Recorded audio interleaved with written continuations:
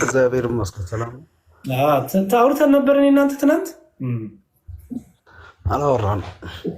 ኧረ ተው መሲ እንዲያውም መሳይ ነው ስሜ ብለህ እንጂ ኧረ ተው እንዳትዋሽ እንዴ። ኦኬ አንተን ትክክል መሲ መሳይ ትላንት አይደለማ ባለፈው ወዲያ ነው በእኔ ቤት አውርተናል። ትላንት አይደለም። እሺ በጣም ጥሩ። እስቲ ዛሬ ከአንተ ጋር ስለ ንጥቀት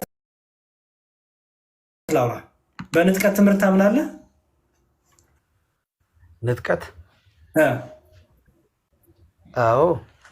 እሺ ከየት ቤተ እምነት ነህ መሳይ? አንዴ አስታውሳቸው። ታቸው ሙሉ ወንጌል አይደል? ሙሉ ወንጌል። በጣም ጥሩ።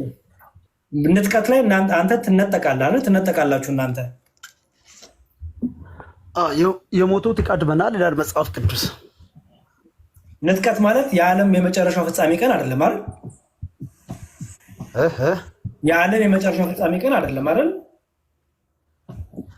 የዓለም ንጥቀት መጀመሪያ በአየር ላይ እነሱ ይቀድሙናል ይላል መጽሐፍ ቅዱስ የሚለውን ነው የምነግረን። ገባኝ እኮ። ስለዚህ አንተ አሁን ከሚነጠቁት ውስጥ አንዱን አይደለ? ትነጠቃለህ አንተ አይደል? ካሉት ሰዎች መጀመሪያ እኔ የሞት ከሆነ መጀመሪያ የምነጠቀው እኔ ነኝ። በጣም ጥሩ። እናንተ ስትነጠቁ ቤተክርስቲያንም ትወሰዳለች አይደል? ቤተክርስቲያን መጨረሻ ላይ ነው የምትወሰደው። ቤተክርስቲያን ሲባል እኮ ሁሉ አይደለም። በቤተክርስቲያን መጀመሪያ የሞቱት ናቸው የሚነጠቁት፣ የሞቱ ሰዎች ይላል። ጊዜ ላይ ያልኩህ የንጥቀቱ ጊዜ ላይ ምድር ላይ ክርስቲያኖች ይቀራሉ። አዎ ጌታ እኮ የሚመጣ ሁሉም ሰው ሞቶ አይደለም። የመጨረሻ ዘመን ክርስቲያኖችም እያሉ ይመጣል ጌታ። የመጨረሻ ፍርድ በምድር ላይ ነው። መሲ ወንድሜ መሳይ የጠየቁት ጥያቄ የንጥቀትን ታይም ነው። የንጥቀት ጊዜ ላይ ያመኑት ሰዎች ናቸው የሚነጠቁት የሚወሰዱት አይደል? በፕሮቴስታንት አስተምሮ ፕሮቴስታንት እንደዛ አይደለም። ይወሰዳል። የሞቱት በአየር ላይ ገባኝ። እንደዛ አይልም። ገብቶኛል። የሞቱትም ይሁኑ። ኧረ ስማኝ በእናትህ መሳይ እንዴ፣ እማወራው ስለ ንጥቀት ነው እንጂ ስለ መጨረሻው ጊዜ አይደለም። ንጥቀት ላይ አምነው ያንቀላፉም ደግሞ በህይወት ያሉትም አንድ የሚነጠቁት የሚወሰዱት እነሱ ይቀድሙናል ይላል። ገባኝ እኮ የሚቀድም የሚከተልም ነው። ብቻ ግን ትወሰዳላችሁ አይደል ይላል ቃሉ። እኔ አላልኩም። በጣም ጥሩ። ስለዚህ አንተ ከሚወሰዱት ውስጥ አንዱ ነህ አይደል? ያው እኔም የዳንኩ ነኝ ብለህ ስለምታስብ አይደል? ሰዓቱ ከሆነ በጣም ጥሩ። እሺ ከዛ ጌታ እናንተን ይወስድና የት ነው የሚያደርጋችሁ? ልንቀበለው እኮ ነው፣ ለማድረግ አይደል? ልንቀበለው ሙሽራ፣ ወደዚህ የሚመጣው ሙሽራ አጅበን ለመምጣት እንጂ እዛ ለመንቀራት አይደለም። ከዛ እኮ አይልም። ንጥቀት ማለት እናንተ እስከ ደመና ትሄዳላችሁ፣ እሱ ከደመና በታች ይመጣ፣ ከዛ ይወስዳችኋል አይደል?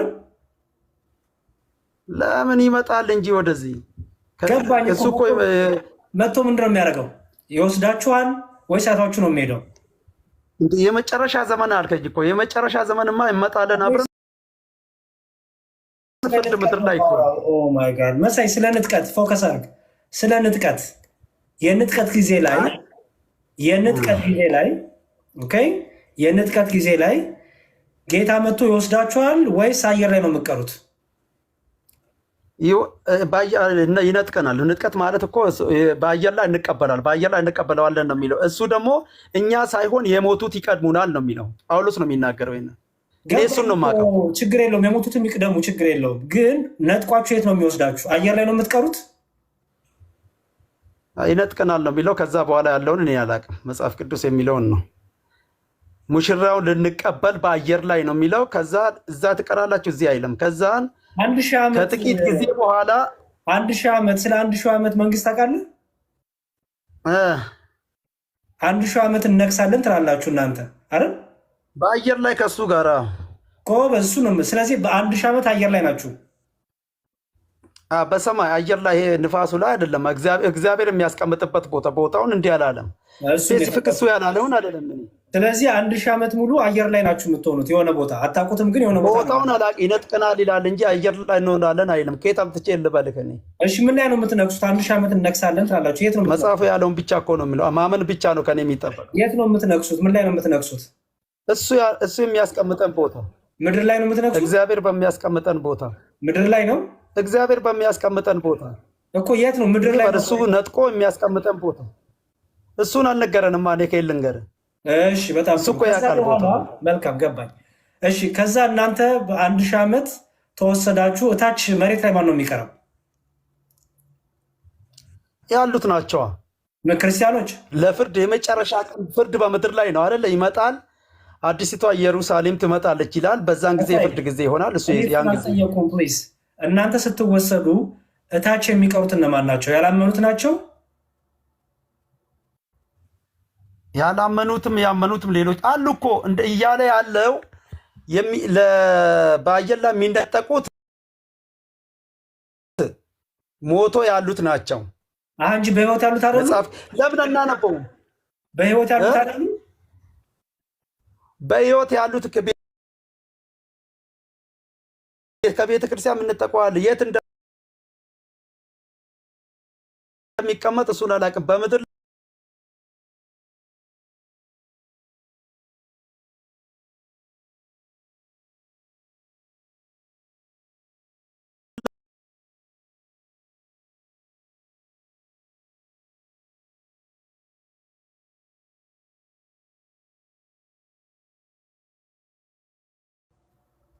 አውሬ በመጨረሻ ዘመን እስቲ በኋላ መሳይ አውሬው የሚመጣው ከንጥቀት በፊት ወይስ ከንጥቀት በኋላ?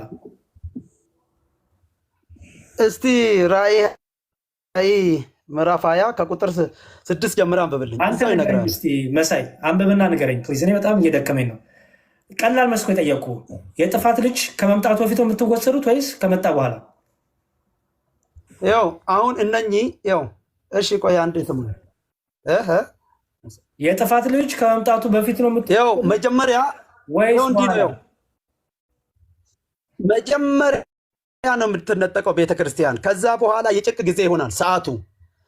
ያን ጊዜ እነሱ አያገኙም። እቺ የንጥቀት 6 ላይ አንዴ የጥፋት ልጅ ከመምጣቱ በፊት ነው የምትነጠቁት። እናንተ የጥፋት ልጅ ከመገለጡ በፊት ነው የምትነጠቁት። አዎ እሺ ውሸት እንደሆነ ላሳየህ። አዎ ላሳየህ።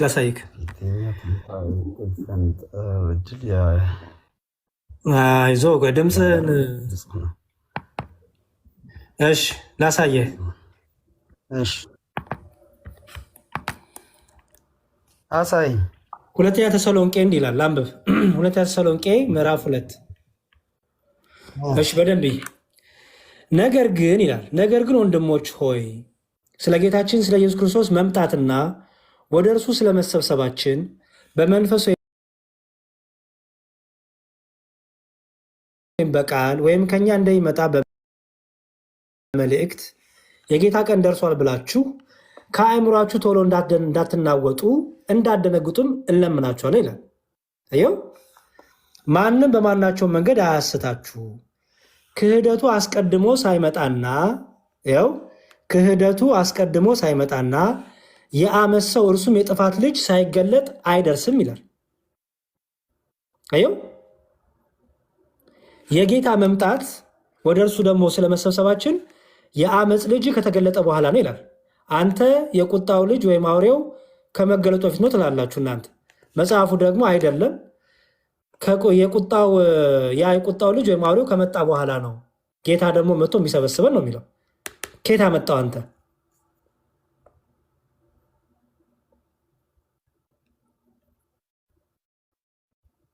መሳይ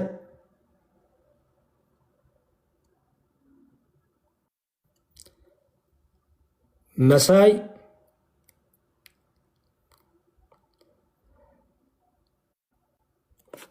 መሳይ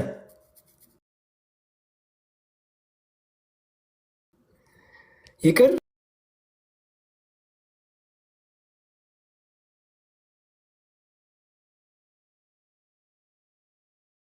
ይቅራ። ታዲያ ምን ችግር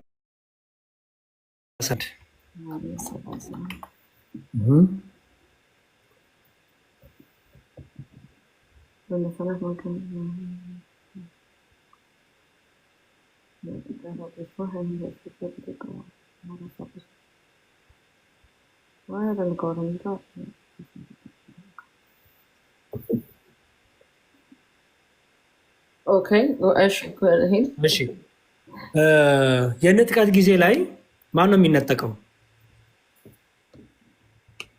በንጥቀት ታይም ላይ ማን ነው የሚነጠቀው? ሀና ክርስቲያኖች ነው ያመኑ ማለት ነው።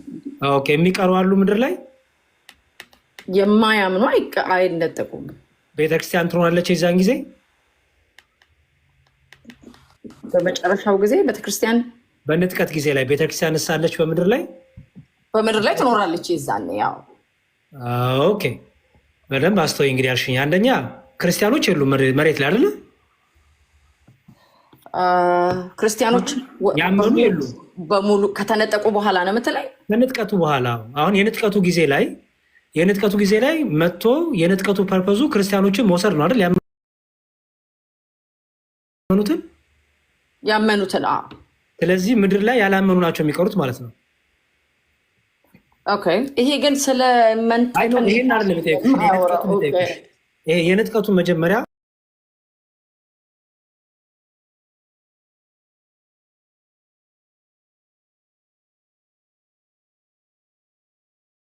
ክርስቲያኖች የሚወሰዱበት ምክንያት ፍርድ ስለሚመጣ ነው በመሬት ላይ። ስለዚህ ከፍርድ ቀኑ በፊት የፍርድ ቀኑ ከመሆኑ በፊት ነው የሚወሰዱት በምድር ላይ። ስለዚህ ያመኑት ሲወሰዱ ያላመኑት ይቀራሉ ማለት ነው። ያላመኑት ኦፍኮርስ ይቀራሉ። ምክንያቱም ይላል አንዱ አልጋ ላይ ተኝቶ አንዱ አይኖርም ምናምን ይላል አይደል? ኦኬ እሺ መልካም። ወስዶ የት ነው የሚያደርጋችሁ? አይናገርም መጽሐፉ እንደዛ። አየር ላይ ትሆኛለሽ? ገነት ነው የምትሆኚው? የት ነው የምትሆኑት? አንተ መጽሐፍ ላይ አይተሃል እንደዛ የሚል ስፔሲፊክ? አላየሁም እንግዲህ አላስታውስም አሁን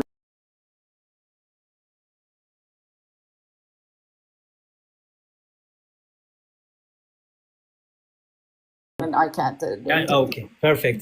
እሺ በጣም ጥሩ። አሁን ወደዚህ እንምጣ። አሁን ማቴዎስ ወንጌል ምዕራፍ 25 ቁጥር 31 ላይ የሰው ልጅ በክብሩ በሚመጣበት ጊዜ ከእርሱም ጋር ቅዱሳን መላእክት ሁሉ በዚያን ጊዜ በክብሩ ዙፋን ይቀመጣል አይደል? አሕዛብም ሁሉ በፊቱ ይሰበሰባሉ። አሕዛብ የተባሉት እነማን ናቸው? የማያምኑ አይደሉም። ለአሕዛብ ሁሉ በፊት ይሰበሰባሉ። በመጽሐፍ ቅዱስ ይኸውልሽ አንቸው ቀስ በይና በመጽሐፍ ቅዱስ አሕዛብ የሚለው በሁለት ፍቺ ይፈታል። ለምሳሌ ቅዱስ ዳዊት አሕዛብ ሁላችሁ ለእግዚአብሔር እልል በሉ ሲል ያላመናችሁ እልል በሉ እያለ ነው። ለአሕዛብ ሁሉ በፊቱ ይሰበሰባሉ።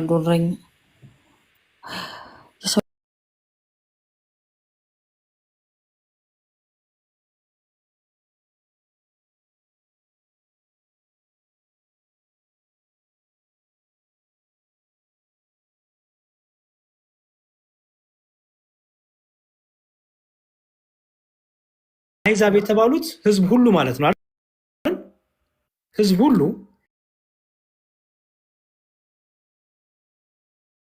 ይሰበሰባሉ። ከዛ በጎችና ፍየሎች ለሁለት ይከፍላቸዋል ከነዛ መሃል። ምክንያቱም በጎች ከፍየሎች እንደሚለይ እርስ በእርሳቸው ለሁለት ይከፍላቸዋል፣ ይለያቸዋል። አይደለ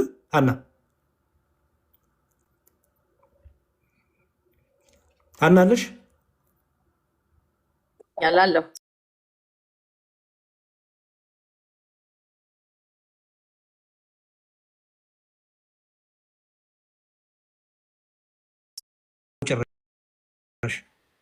ይሄ ስለሱ አይደለም የሚያወራው። ይሄ ቻፕተር ይሄን አሁን አንተ የምታወራው የሚያወራው የሰው ልጅ እንዴት አድርገን መሆን ያለ እንደሚያደርገውን ነው የሚነግረን።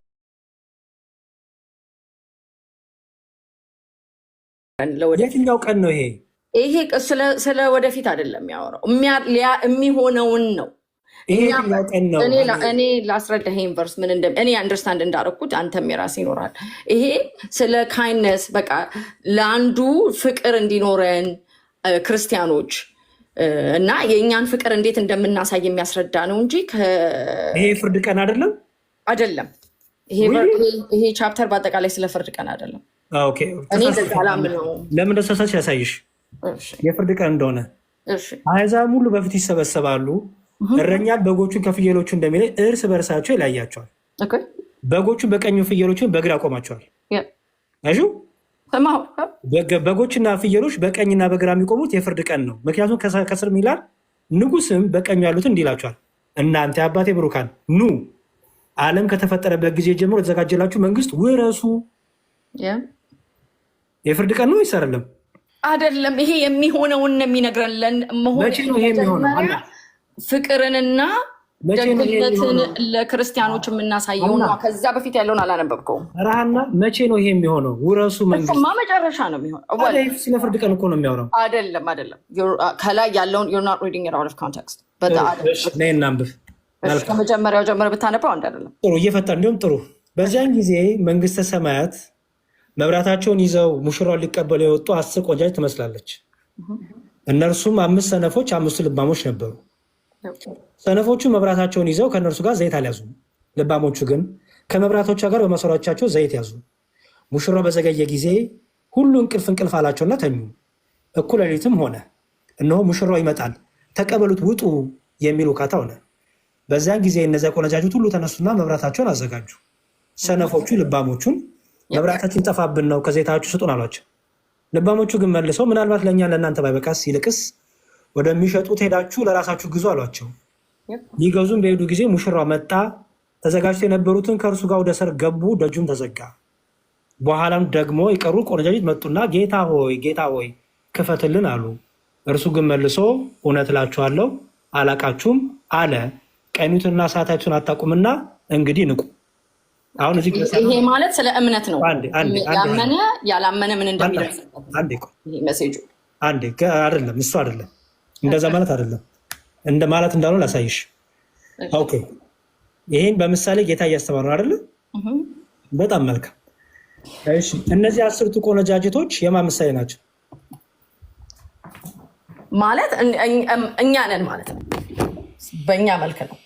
ያመኑ ወይስ ያላመኑ?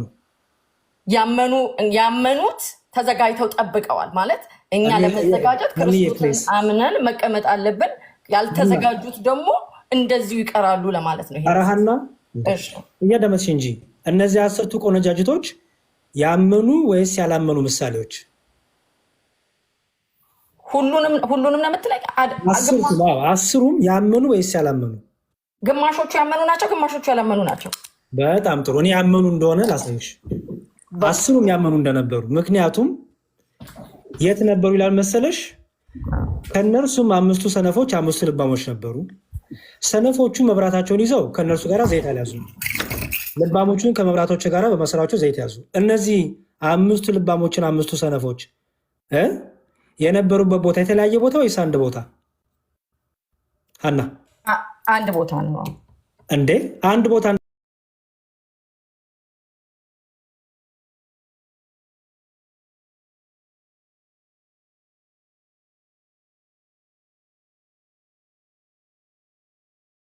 እዚህ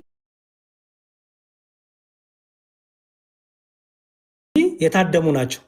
ሙሽራ በዘገየ ጊዜ ሙሽራማ ከሚዜዎቹ ጋር እየገባ ነው። የሴቶቹ ሚዜ ናቸው እንጂ ይኸውልሽ፣ ሚዜ ከሙሽራ አይለይም አይደል ሀና? እኮ እሺ፣ ሙሽራው እየመጣ ነው አይደለ እንዴ ሀና? ፕሊዝ የሴቶች ሚዜ ፕሊዝ፣ ዝም ብለሽ በግምት እንዳተረጉሚ። እዚህ ጋር በሴት ስለተመሰለ ጾታቸው ሴት ነው ማለት አይደለም።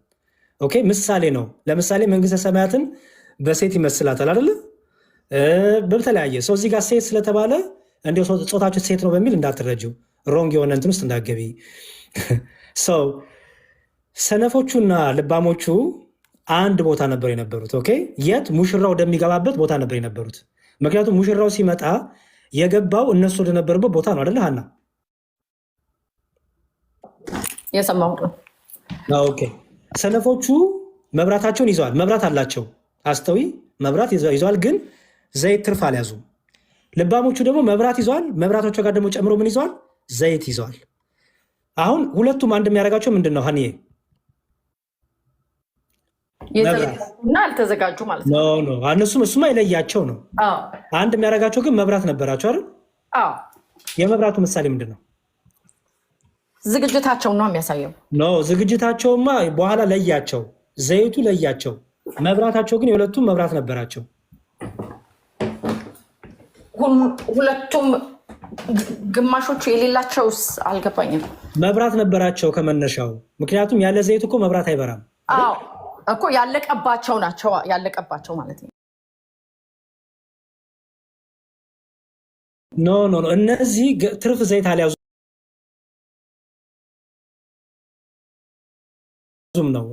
ትርጉም ነው ማለት ሀና ክፍሉን ታውቂያለሽ? በደምብ አጥተሽዋል? አረ በጣም ነው የማውቀው። እኔ ግን የምታውቂ አልመሰለኝም። ምክንያቱም ድጋሚ ሪቫይዝ ማድረግ አለብሽ። ለምን ስለ ሴቶች ሚዜ ምናምን የሚያወራ አይደለም ይሄ። እንደዛ ብለሽ ከተረዳሹ ሪቫይዝ ማድረግ አለብሽ ክፍሉን። ባይዘወይ